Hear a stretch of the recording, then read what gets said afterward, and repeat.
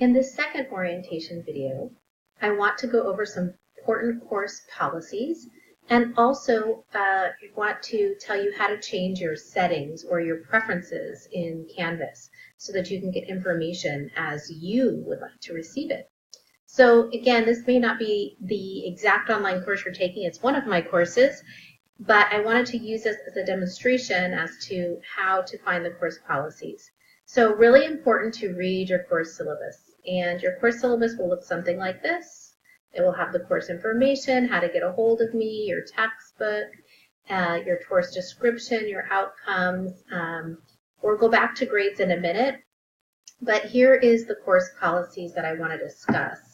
Again, in terms of communication, it's really important that you use Canvas to communicate with me. I can know exactly who you are if you use Canvas and get back to you very quickly. If you try to use my Mission College email address, it's harder because I don't know who you are always, depending on your email address or how you come up on the screen. It's really easier to use Canvas. In terms of attendance for this course, these dates might not exactly apply to you, but if you're taking an online course, you'll have a midterm and a final on campus. Write those dates down, have them in your calendar, and make sure that you're prepared to come those 2 days to Mission College, the classes taught at Mission College, for the midterm and the final. If those dates don't work for you, please email me as soon as possible so that we can find an alternative date. You can't contact me the day of the midterm and the final to try to reschedule. It's too late. You really need to let me know ahead of time. Communication is always important, so again, if you're struggling, let me know and I can help. You'll need to log on to Canvas and complete something by September 10th or you'll get dropped from this course. So make sure you log onto the course and complete a discussion or a quiz or something so I know that you're out there. Late work, no matter what class you're taking, whether you're taking Nutrition 15 with a diet study, or you're doing case studies in NS40, or you're doing a menu project in NS52, whatever assignments that you have in the class, they should be completed on time. You'll have activities also throughout the class, and those activities don't really have a deadline because they're not graded. They're used to help you review material, and I want you to take them multiple times. You might take them once and not do well and then go back before a test and take them again. But the actual assignments that are due, and you'll see what's due on your schedule as well as points to be earned up here, those things, items that are graded, have to be submitted on time. If it's late, I'll deduct 5% of the total grade for every 3 days it's late. So hopefully you can see that right here. Very important, 5% of the total grade for every 3 days it's late. And it will take me about a week to grade these only because I do give individual feedback. They're individual assignments, so I'm going to give you some thoughtful feedback, and so it takes some time. And as we get to more feedback in the class, I'll show you how to see your feedback in Canvas. You can always use the rubrics, as we talked about before in the first orientation video, but there'll be additional feedback that you'll get in the gradebook as well. Discussion topics. Each class has a discussion topic. You may need to complete 6 or 7 or 8 topics depending on the course that you're taking. But what's most important here is that there'll be multiple topics and you only have to reply to 8. And the reason that, or 7, or whatever the requirements for your course is. And this is because there may be topics that you don't want to contribute to, or you don't feel like you have time to post something that's thoughtful. When you go to the discussion topics, you'll notice there are requirements to get full credit for each of those topics. So again, they're posted to be due on Thursdays. I still allow you to post for up to a week after that, but the reason I give you that Thursday deadline is so that students are posting and I have time to read and reply, and you have time to read and reply to your fellow students. Kind of use that as kind of your way of thinking of you being in class. Again, you'll learn a lot from others if you're listening to what they're talking about by reading their posts. Quizzes are due, I believe, as we've already talked about multiple times, Sundays by midnight. You'll have a whole week to complete a quiz. They'll be visible on the Monday that the module opens. and end Sunday at 11:59 p.m. There are 12 quizzes. I'm going to take only your top 10 scores. So if you do poorly on 2, it'll be dropped. Some people get nervous with online quizzes, but don't be nervous. You'll prepare. You'll look at my next video, which is about being successful in the class and learn about how to do well with these quizzes. If for some reason you need extended time on a quiz because you have a disability, please contact our Disability and Student Support Service Center, and I can make sure to do some adjustments for you. If you just feel like you need more time after taking quiz number 1, let's talk about study strategies to get you back on track. Your total points can be tracked throughout the semester in Canvas. So let's go back up to this area on grading. And again, this may look slightly different if you're in a different course than NS15. But you'll see your assignments here, you'll see your discussion topics, your quizzes, and your exams. There's a lot more for you to do in the class, but these are the items that you're getting graded on. And again, all those other activities are used to build your knowledge that you can be successful on an assignment or a discussion topic or on a quiz. You'll see in the grade book on Canvas all of these items tracked with your points very quickly. The quizzes pop up immediately, and anything that I need to grade, like a discussion topic, which I'm grading by hand, or the diet self-study, within 1 week at least, you'll see your grade pop up. And at the end of the semester, if you have over 450 points, as you can see, you'll receive an A grade. If you have 449 to 400, then you'll get a B, and so on and so forth. So there shouldn't be any surprises, and this method I like with the points because that means if everyone does well, everyone gets an A. So hopefully you can find a way to be successful.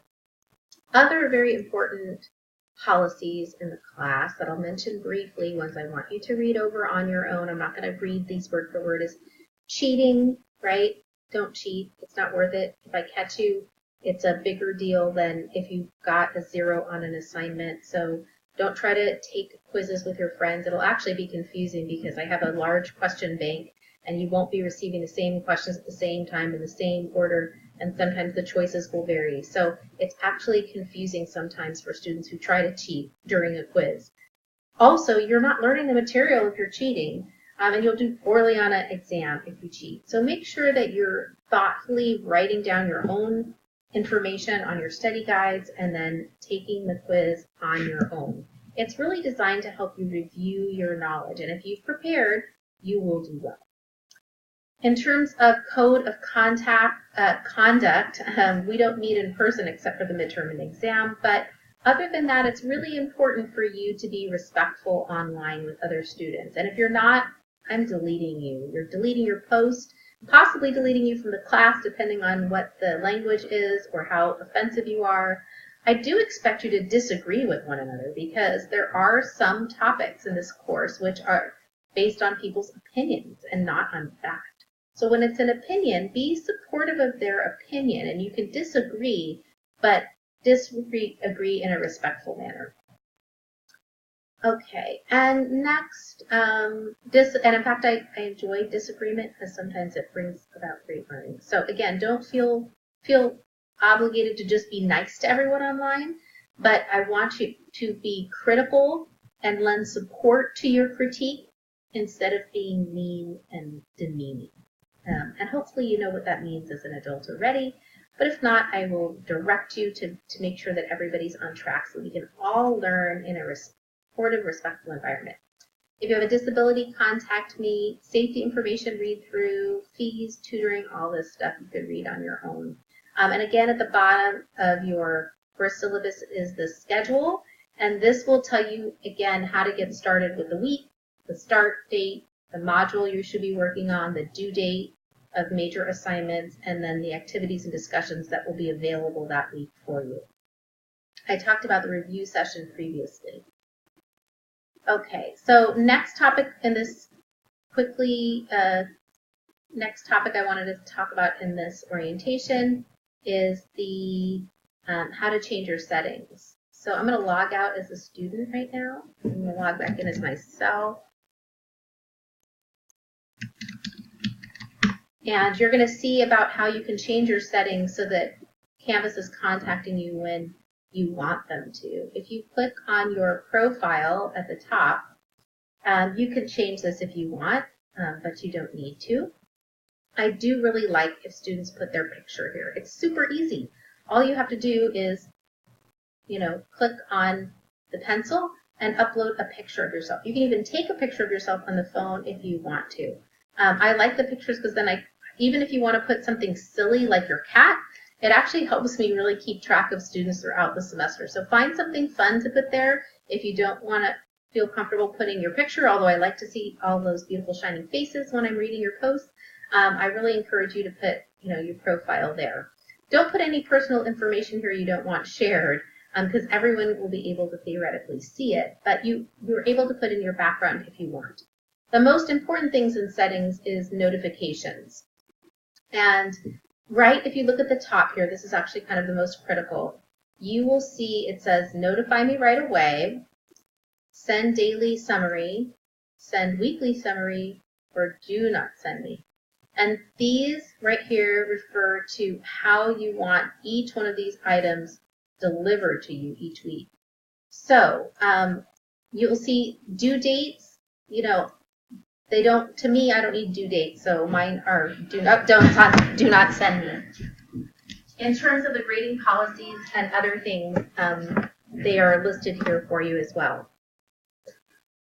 Files that are new, announcements. I always think, announcements are something that's important, so you might want to be notified right away, or if you want to know about if something's been graded, you could know right away or not know. I always think the most important one on here for you to know right away are discussions and discussion posts. However, maybe you only want those weekly or a daily summary. Right away might be a little annoying for a student. It's important for me because I always want to respond to students quickly. But it's important to kind of get an idea of, how often you want information given to you. So go through these and set them as you wish. You can actually put in here to get text messages. I don't personally do that, but you can get text messages if you want from Canvas and set up your settings for that right away. And if you have other services like Google Drive or other things you use, you can change those links here as well. You can put in your ways to contact up over here. You'll see that I have my email address, but again, you can put in other devices like text messaging or anything that you see fit for you. So I think it's important for you to be aware of the profile and your notifications so that you can receive information as you see fit. I hope you learned more about your course in this little orientation, and I will be seeing you soon.